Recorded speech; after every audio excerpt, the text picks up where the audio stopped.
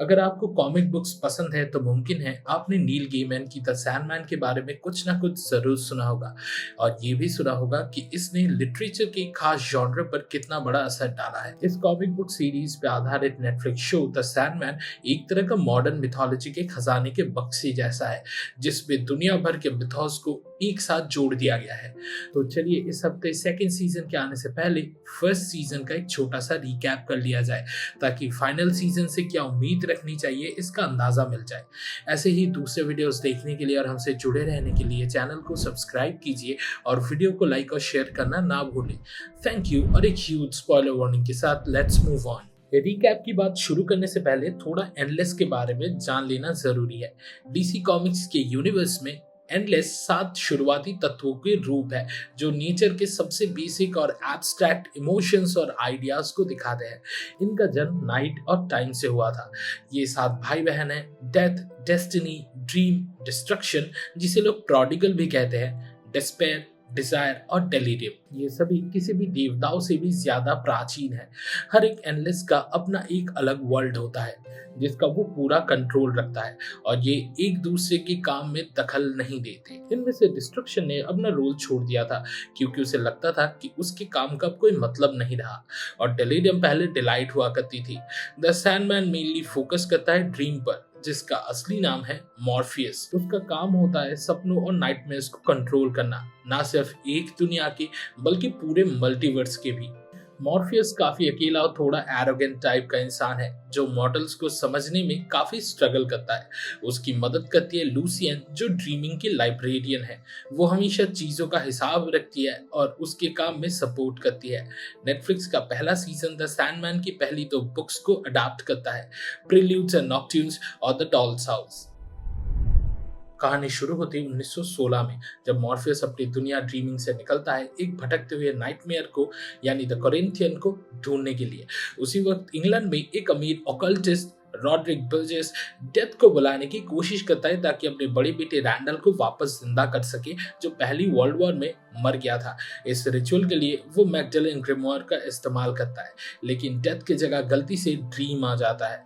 Rodrick Morpheus से उसका helm, उसका रूबी और उसकी सैंड वाली पाउच छीन लेता है और उसे एक मैजिक सर्कल के अंदर कैद कर देता है। जब कोरिंथियन को ये सब पता चलता है तो वो रॉड्रिक की मदद करता है और मॉर्फियस को बंद रखने के लिए एक ग्लास डोम बनवा देता है।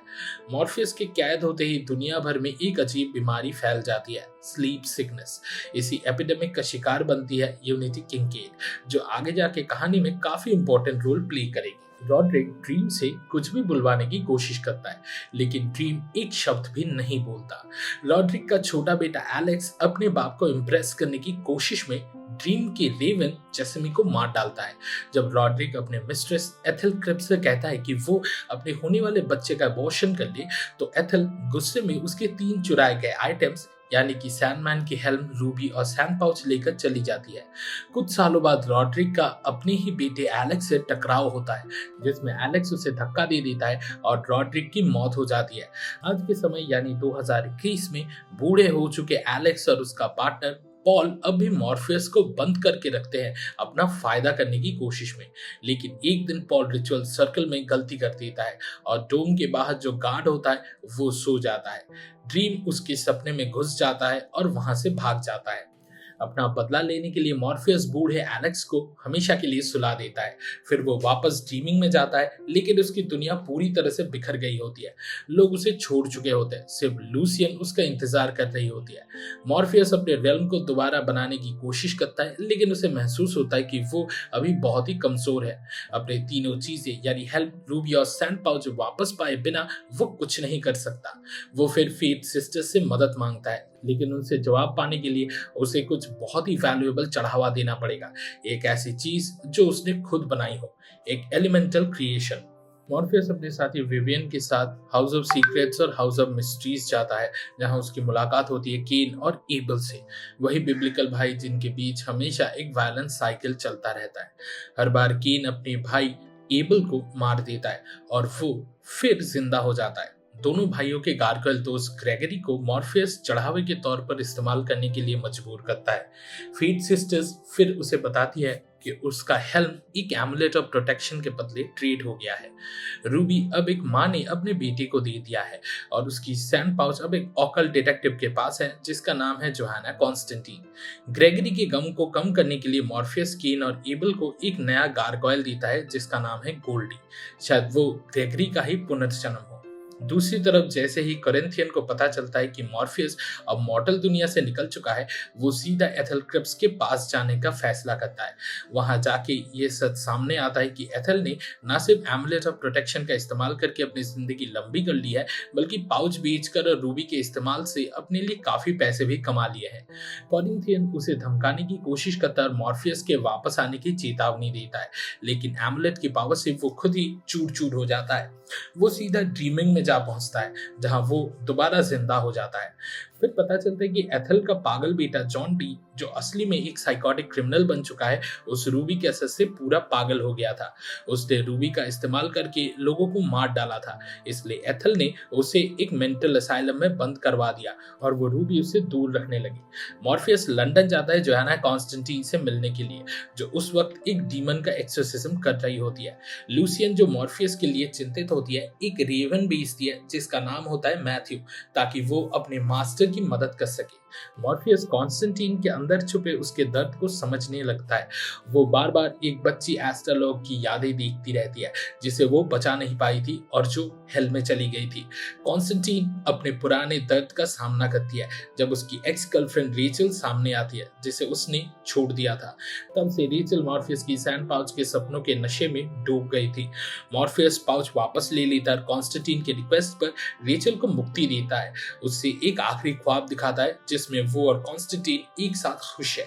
उसके बाद जब मॉर्फियस हेल से अपना हेल्म वापस लेने जाने की बात करता है तो वो कॉन्स्टेंटीन को बताता है कि उसका नाइटमेयर अब खत्म हो चुका है। दूसरी तरफ एथल अपने बेटे जॉन डी को बताती कि उसका बाप कौन था और उसे समझाने के लिए कि वो रूबी के ऑब्सेशन से बाहर निकल आए, वो अपना एमुलेट ऑफ प्रोटेक्शन उसे दे देती है और उस प्रोटेक्शन के चले जाने के बाद तुरंत उसकी मौत हो जाती है। एमुलेट के पावर का इस्तेमाल करके जॉन डी मेंटल फैसिलिटी से भाग जाता है। मॉर्फियस और मैथ्यू हेल जाते हैं जहां उन्हें ले जाया जाता है उस जगह के शासक first fallen Lucifer morning star के काउंसिल में। लूसीफर का मॉर्फियस के साथ एक पुराना रिश्ता है। वहां उनका सामना होता है कोरांजन से, वही डीमन जिसने पहले मॉर्फियस का हेल्म एमुलेट ऑफ प्रोटेक्शन के बदले में ट्रीट किया था। कोरांजन अपने हक छोड़ने को तैयार नहीं होता, इसलिए मॉर्फियस उसे एक मेंटल बैटल के लिए चैलेंज करता है, एक ऐसी गेम जो सिर्फ बुद्धि और कल्पना की ताकत से खेली जा सकती है। कोरांजन डिसाइड करता है कि वो लूसीफर को अपना रिप्रेजेंटेटिव बनाएगा। फिर जो होता है वो सीजन का सबसे इंटेंस और यादगार पल बन जाता है। एक के बाद एक मेटाफोरिक अटैक्स और डिफेंसिव इमेजिनेशंस के बाद लूसीफर खुद को एंटी लाइफ बनाकर मॉर्फियस को दबोच लेता है, लेकिन मॉर्फियस बचा रह जाता है और लूसीफर को हरा देता है होप के रूप लेकर। आखिर अगर किसी भटकी हुई और फॉलन आत्मा के पास होप ही ना हो तो उसके पास अपने डोमेन में क्या ताकत रह जाती है। लूसीफर हार मान लेता है और मॉर्फियस को उसका हेल्म वापस दे देता है, लेकिन उसके जाते वक्त लूसीफर वादा करता है कि वो उससे कभी ना कभी बर्बाद जरूर करेगा।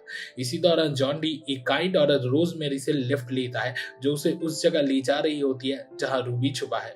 सफर के दौरान जॉन अपना पास्ट शेयर करता है और रोजमेरी उसकी बातों से डर जाती है और हेल्प मांगने की कोशिश करती है, लेकिन कुछ हाथ नहीं लगता। फिर भी जॉन उसे मारने के बजाय उसके काइंडनेस के लिए उसे एमुलेट ऑफ प्रोटेक्शन दे देता है। खैर, जब जॉन रूबी तक पहुंचने ही वाला होता है उससे पहले मॉर्फियस उस रूबी को ढूंढ लेता है, लेकिन जब तक उसे समझ आता है कि जॉन ने उस रूबी के स्ट्रक्चर में छेड़खानी की है तब तक बहुत देर हो चुकी होती है। रूबी में से एक जबरदस्त एनर्जी ब्लोबैक निकलता है जो मॉर्फियस को टेम्पररी तौर पर बेहोश कर देता है। जॉन रूबी ले लेता है और अब वो दुनिया को अपने ही नजरिए के हिसाब से दोबारा गढ़ने के लिए निकल पड़ता है। जॉन डी एक डाइनर में घुसता है और रूबी का इस्तेमाल करके वहां के हर कस्टमर और स्टाफ के अंदर छुपी असली सच्चाई बाहर निकाल लाता है। हर कोई अपने अंदर की डार्केस्ट बातें बोलने लगता है बिना किसी झिझक के।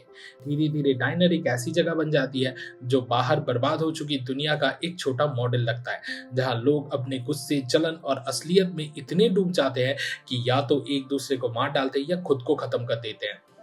तब मॉर्फियस आता है और जॉन के सारे निहिलिस्टिक विचारों का जवाब देता है। वो कहता है कि इंसान का असली चेहरा वही होता है जो हमने देखा, लेकिन सिर्फ तब जब उनसे होप और सपने छीन लिए जाए। फिर मॉर्फियस जॉन को ड्रीम्स के रियल में ले जाता है, जहां जॉन रूबी का इस्तेमाल करके उस पर हावी होने की कोशिश करता है, लेकिन इसी प्रोसेस में रूबी टूट जाता है और उसका पूरा पावर वापस मॉर्फियस को मिल जाता है। अपने फुल पावर में लौट चुके मॉर्फियस जॉन पर दया दिखाता है और उसे दोबारा साइकियाट्रिक फैसिलिटी में इटर्नल स्लीप में भेज देता है। दुनिया धीरे धीरे ठीक होने लगती है और तब रिवील होता है कि मॉर्फियस का छोटा सिबलिंग डिजायर चुपके चुपके उसके खिलाफ कुछ प्लानिंग कर रहा है। अपनी ताकत वापस मिलने के बाद मॉर्फियस की मुलाकात होती है उसकी बहन डेथ से, और मॉर्फियस देख पाता है कि डेथ कैसे हर मरने वाले इंसान के लिए एक दोस्त बनकर सामने आती है, एक ऐसी दोस्त जो उन्हें इटर्नल अंधेरे और शांति की तरफ लेके जाती है। डेथ मॉर्फियस को बताती है कि एक वक्त ऐसा था जब उसने भी अपना काम छोड़ देने का फैसला किया था, लेकिन फिर उसे अपने फर्ज का असली मतलब समझ आया।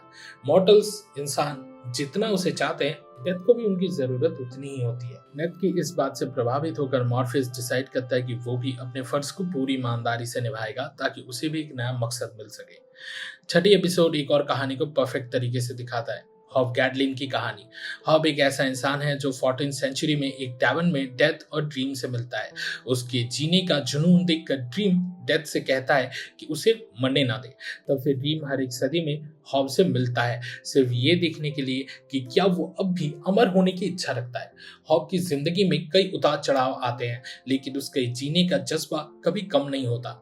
16th सेंचुरी में मॉर्फियस वही टैवर्न में एक नौजवान शेक्सपियर से भी मिलता है और उसके सपनों के जरिए उससे इंस्पायर करता है। 19th सेंचुरी में हॉब मॉर्फियस से कहता है कि हो सकता है उसका बार बार यहाँ आना सिर्फ क्यूरियोसिटी नहीं बल्कि उनकी दोस्ती भी हो। ये बात मॉर्फियस को चुभती है और वो गुस्से में उसे छोड़कर चला जाता है, ये कहकर कि वो शायद अब दोबारा नहीं मिलेगा। फिर भी हॉब उम्मीद करता है, लेकिन जब मॉर्फियस 20th सेंचुरी में बर्जेस के ट्रैप में होता है तब वो हॉब से मिल नहीं पाता। आखिरकार प्रेजेंट डे में वो नई जगह पर बनी उसी टैवर्न में जाता है जहां हॉब उसका इंतजार कर रहा होता है। अब थोड़ा हम्बल हो चुका मॉर्फियस उसे अपना दोस्त मानता है और दोनों एक नए रिश्ते के साथ बातचीत शुरू करते हैं। इसी बीच डिजायर अपने प्लान को आगे बढ़ाने के लिए डेस्पेयर को बुलाता है। उनका नया टारगेट है मॉर्फियस। फाइनल 4 एपिसोड्स की कहानी घूमती है एक ड्रीम वॉर्टेक्स रोज वॉकर के इर्द गिर्द और कैसे उसकी पावर ड्रीमिंग और मॉर्फियस के लिए एक खतरा बन जाती है। रोज एक नेचुरल वॉर्टेक्स है, एक ऐसे एनोमली जिसे दूसरों के सपनों में घुसने और ड्रीमिंग में बिना किसी रोक टोक के घूमने की ताकत होती है। अगर इसे कंट्रोल ना किया जाए तो ये पूरे मल्टीवर्स को तबाह कर सकती है। डिजायर डिस्पेयर मिलकर एक साजिश रचते हैं रोज को मॉर्फियस के खिलाफ इस्तेमाल करने की। लूसियन इस पूरे मैटर को काफी सीरियस मानती है क्योंकि ड्रीमिंग के 3 powerful entities nightmare Corinthian, nightmare God और फिटनेस क्वीन, जो एक बेनेवोलेंट सेंटिएंट लोकेशन है, ड्रीमिंग को छोड़ चुके हैं और उन्हें लगता है कि ये सब रोज की पावर से अट्रैक्ट हो रहे हैं। लेकिन जब लूसियन मॉर्फियस को वार्न करती है तो वो उसकी चिंताओं को हल्के में ले लेता है। उसका प्लान होता है कि पहले रोज को इस्तेमाल करके उन सब भागे हुए ड्रीम्स और नाइटमेयर्स को वापस ड्रीमिंग में लाया जाए। 2015 में जब रोज के माँ बाप का डिवोर्स होता है तब वो और उसका छोटा भाई जेड बिछड़ जाते हैं। अब 2021 में अपनी मां मिरांडा के गुजर जाने के बाद रोज अपने भाई को ढूंढने की कोशिश कर रही है अपनी दोस्त लाइटा हॉल की मदद से। रोज और लाइटा की मुलाकात होती है एक बुजुर्ग औरत यूनिटी किंकेड से, जिसे सदियों भर तक स्लीप सिकनेस का असर रहा था। उस दौरान बिना जाने समझे वो प्रेग्नेंट हो गई थी और उसकी बेटी मिरांडा ही रोज की मां बनी। जब ये सच सामने आता है तो रोज को एक परिवार मिल जाता है और वो काफी खुश हो जाती है। यूनिटी अपनी दौलत का इस्तेमाल करके रोज और लाइटा को अमेरिका भेज देती है ताकि वो जेड को ढूंढ सके। दूसरी तरफ कोरिंथियन को जब पता चलता है कि रोज एक ड्रीम वॉर्टेक्स है तो उसके दिमाग में तुरंत एक प्लान आता है। वो चाहता है कि रोज का इस्तेमाल करके वो मॉर्फियस को हमेशा के लिए मिटा दे ताकि अपने प्लान्स बिना रुकावट के आगे बढ़ा सके। कोरिंथियन के खौफनाक काम और सोच ने दुनिया भर के सीरियल किलर्स को इंस्पायर किया है और 3 किलर्स फनलैंड, निम्रॉड और गुड डॉक्टर उसके अटेंशन में आते हैं क्योंकि वो उसके मेथड्स को कॉपी कर रहे होते हैं। यही 3 लोग आने वाले एक सीरियल किलर कन्वेंशन के मेंबर्स भी हैं। रोज और लाइटा फ्लोरिडा पहुंचते हैं और ड्रैग क्वीन हैल कार्टर के घर में रूम लेते हैं। वहां उनकी मुलाकात होती है गिलबर्ट से, जो असल में फिडलेस ग्रीन है लेकिन छुप कर रह रहा है। रोज को जेड के लिए असाइन सोशल वर्कर से कोई मदद नहीं मिलती। फिर पता चलता है कि जेट की जिंदगी एक नाइटमेयर बन चुकी है। उसका अंकल बार्नाबी उसके साथ बहुत बुरा सलूक करता है और उसे सिर्फ फॉस्टर केयर के मंथली पैसे के लिए अपने पास रखता है। बेचारे जेट के लिए एक ही तसल्ली होती है, उसके सपने, जहां गॉल्च उसकी माँ का रूप ले लेती है और उसे एक सुपर हीरो सैंडमैन बनने की फैंटेसी जीने देती है। रोज के सपनों में घुसने की ताकत से उसे हर टेनेंट के पर्सनल सपने और राज पता चलने लगते हैं। आगे चलकर उसकी मुलाकात मॉर्फियस से होती है, जो उसे चेतावनी देता है कि उसकी पावर्स इतनी बढ़ गई है कि पूरी दुनिया को वो खत्म कर सकती है। मॉर्फियस रोज को प्रॉमिस करता है कि वो उसके भाई को ढूंढने में उसकी मदद करेगा। लाइटा ड्रीमिंग में अपने मर चुके पति के साथ एक नई जिंदगी शुरू करती है और उसी सपने की दुनिया में एक बच्चा भी कंसीव कर लेती है। ये सब रोज की अनकंट्रोलेबल पावर्स की वजह से होता है। आखिर रोज के कुछ बचपन के मेमोरीज का इस्तेमाल करके मॉर्फियस जेट और गॉड तक पहुंच जाता है और गॉल्ट को ड्रीमिंग में बुला लेता है। गॉल्ट अपने एक्शंस का समर्थन करती है। वो कहना चाहती है कि उसने अपनी प्रेडिकेमेंट नाइटमेयर की आइडेंटिटी को तोड़कर एक ऐसे सपने का रूप लिया जो जेट को सुकून दे सके। लेकिन मॉर्फियस उसकी बात नहीं मानता और उसे इटर्नल डार्कनेस में बैनिशमेंट दे देता है। लूसियन को मॉर्फियस का ये फैसला पसंद नहीं आता, लेकिन मॉर्फियस उसे भी डांट देता है। इस सब के बीच कोरिंथियन जेट तक पहुंच जाता है। जब मॉर्फियस लाइटा को उसकी असली हकीकत दिखाता है, ड्रीमिंग में उसके मर चुके पति कार्टर हॉल की स्पिरिट को मिटा देता है, तो रोज काफी गुस्सा हो जाती है। उस गुस्से में वो मॉर्फियस के साथ और कोऑपरेट करने से मना कर देती है। मॉर्फियस लाइटा को बताता है कि उसका बेटा ड्रीमिंग में कंसीव हुआ था, इसलिए उस पर हक सिर्फ मॉर्फियस का है। इसी बीच कोरिंथियन जेट को उसके अंकल बार्नाबी और उसकी वाइफ को मार के बचाता है और उसे ले जाता है उस सीरियल किलर कन्वेंशन में। वहीं वो रोज को भी बुलाता है। गिलबर्ट, जिसने पहले एक बार रोज को कुछ अटैकर्स से बचाया था, उसके साथ कन्वेंशन जाने का फैसला करता है। लेकिन जैसे ही वो कोरिंथियन को देखता है और कन्वेंशन की असली नेचर समझता है, वो तुरंत ड्रीमिंग लौट जाता है। जेट का सामना होता है पागल फनलैंड से। रोज का अपने भाई से मुलाकात होता है, लेकिन फनलैंड उसे उठाने की कोशिश करता है। तभी कोरिंथियन उसे मारकर परमानेंटली रोक देता है। मॉर्फियस महसूस करता है कि ड्रीमिंग रोज की प्रेजेंस की वजह से बिगड़ने लगा है और वो लूसियन को बताता है कि उससे गलती हो गई थी। कोरिंथियन रोज को वार्न करता है कि मॉर्फियस उसे मारने की सोच रहा है और ये कहकर वो कन्वेंशन अटेंड करने चला जाता है, रोज और जेट को कुछ वक्त के लिए अकेला छोड़कर। मॉर्फियस कोरिंथियन का सामना करता है, लेकिन उसे लगता है जैसे उसकी पावर्स वीक हो गई हो, क्योंकि रोज अनजाने में ड्रीमिंग पर कंट्रोल जमा चुकी है। मॉर्फियस रोज को समझने की कोशिश करता है और उसे कारण दिखाता है। जब रोज उसका कहना मान जाती है और कंट्रोल छोड़ देती है, तब मॉर्फियस फाइनली कोरिंथियन को डिस्ट्रॉय कर पाता है। लेकिन उसके पहले वो अपनी डिसअपॉइंटमेंट जाहिर करता है। मिटाए जाने से पहले कोरिंथियन कहता है कि उसे सिर्फ इतनी सी चाह थी कि एक बार के लिए उसे इंसान होने का एहसास हो। इसी क्यूरियोसिटी में उसने ये सब कुछ किया। फिर मॉर्फियस कन्वेंशन में आए सब सीरियल किलर्स के अंदर एक गिल्ट और शर्म का बीज डाल देता है, एक कॉन्शियस, जिससे वो अपने किए पर पछताने लगे। रोज और जेट वापस चले जाते हैं, लेकिन उसी रात रोज ड्रीमिंग में मॉर्फियस से मिलती है, जहां सब टेनेंट्स के सपने एक साथ मिलकर एक ड्रीम स्केप बन चुके होते हैं और रोज की पावर्स अनस्टेबल हो जाती है। रोज तैयार होती है अपने आप को सैक्रिफाइस करने के लिए, लेकिन तभी लूसियन वहां यूनिटी किंकेड के साथ पहुंचती है। यूनिटी, जो ड्रीमिंग की लाइब्रेरी में अपनी जिंदगी की कहानी पढ़ रही होती है, समझ जाती है कि असल में ड्रीम वॉर्टेक्स वो होनी चाहिए थी, लेकिन स्लीप सिकनेस की वजह से ये ताकत उसकी पोती रोज तक पहुंच गई। यूनिटी फैसला करती है कि वो अपनी जान देकर भी रोज को बचाएगी और वॉर्टेक्स को अपने अंदर अब्सॉर्ब कर लेती है। मरने से पहले यूनिटी बताती है कि उसने मिरांडा को कंसीव किया था एक सपने में, एक गोल्डन आइड आदमी के साथ। मॉर्फियस तुरंत पहचान जाता है कि वो डिजायर था, उसका छोटा भाई स्लैश बहन, जिसने ये पूरी चाल चली थी। मॉर्फियस डिजायर के पास जाकर उसे वार्न करता है कि अगर उसने दोबारा ऐसी चाल चली तो उसे भुगतना पड़ेगा। अपने रीसेंट एक्सपीरियंसेस से बदल चुका मॉर्फियस गॉल्ट को एक नया मौका देता है, जैसे उसने चाहा था। उसे एक ड्रीम के रूप में दोबारा जिंदा करता है। कोरिंथियन के डिस्ट्रक्शन के बाद उसका छोटा हिस्सा लूसियन के पास छोड़ देता है और हिंट मिलता है कि मॉर्फियस अब अपने सपनों और नाइटमेयर्स को एक बेहतर तरीके से ट्रीट करेगा। रोज और जेट अब लाइटा के साथ खुशी से रहने लगते हैं। लाइटा अपने बच्चे को जन्म देती है और जैसे रोज ने अपने सपने के लिए कदम उठाया, हैल और बाकी टेनेंट्स भी अपने सपनों को पूरा करने की ठान लेते हैं। लेकिन नरक में लॉर्ड अज़ाज़िल लूसीफर से मिलता है और कहता है कि कई डीमंस चाहते हैं कि वो मॉर्फियस से बदला ले। सीजन का एंड होता है जब लूसीफर मॉर्निंग स्टार ड्रीम के खिलाफ बदले की कसम खाता है। द सैंडमैन सीजन 1 का 11th एपिसोड एक एपिलॉग के रूप में रिलीज किया गया था और ये 1 घंटे का एपिसोड 2 अलग सेगमेंट्स में डिवाइडेड है। पहला सेगमेंट एक एनिमेटेड कहानी है जो कि एक one shot comic a dream of 1000 cats पर बेस्ड है। ये कहानी एक सैमी इस बिल्ली के बारे में है जिसके बच्चों को उसके मालिक ने मार दिया था। उस बिल्ली ने ड्रीमिंग में जाकर मॉर्फियस से मदद मांगी, जहां मॉर्फियस ने उसे एक पुराने समय की कहानी सुनाई जब बिल्ली इंसानों से ऊपर हुआ करती थी और इंसान उनके खेलने के खिलौने होते थे। लेकिन फिर इंसानों ने मिलकर एक नया सपना देखा, एक कॉमन यूटोपिया का, जिसमें वो सब कुछ डोमिनेट करते हैं, और वही सपना उनका सच बन गया। मॉर्फियस की बात सुनकर सैमी इस बिल्ली एक रेवोल्यूशन लाने की सोचती है। वो बाकी बिल्लियों को इंस्पायर करने की कोशिश करती है कि अगर सिर्फ 1000 बिल्ली भी एक ही सपना देखे तो इंसानों का ये राज खत्म हो सकता है। उस बिल्ली का मिशन है बाकी बिल्लियों को मोटिवेट करने की, और वो इंसानों को डोमिनेट का सपना तोड़कर अपना खुद का सच बनाती है। दूसरा सेगमेंट है कैलियोपी, जो मॉर्फियस की पुरानी पत्नी म्यूज कैलियोपी की दर्दनाक कहानी दिखाता है। कैलियोपी और मॉर्फियस का एक बेटा भी था, ऑर्फियस, जो अंडरवर्ल्ड में हेडिस के द्वारा बंदी बना हुआ है। कैलियोपी खुद भी अब एक बंदी बन चुकी है। उसे राइटर इरास्मस फ्राई ने पकड़ के रखा है, जो उसका अब्यूज करता है और उसे राइटिंग इंस्पिरेशन के लिए इस्तेमाल करता है। बाद में फ्राई अपने राइटर दोस्त रिचर्ड मैडक को कैलियोपी को गिफ्ट कर देता है। रिचर्ड भी म्यूज का अब्यूज करता है और फेमिनिस्ट राइटर बन जाता है, जबकि वो अंदरूनी तौर पर उतना ही एक्सप्लॉयटेटिव होता है।